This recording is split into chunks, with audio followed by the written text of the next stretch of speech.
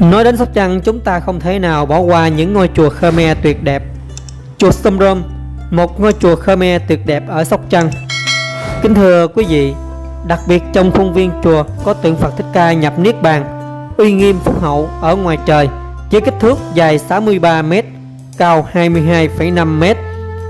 Nét mặt của Ngài đang hướng về chúng sanh với một tấm lòng từ bi, luôn cứu vớt quần sanh thoát miền mê khổ. Nam mô Bổn Sư Thích Ca Mâu Ni Phật. Nam mô A Di Đà Phật.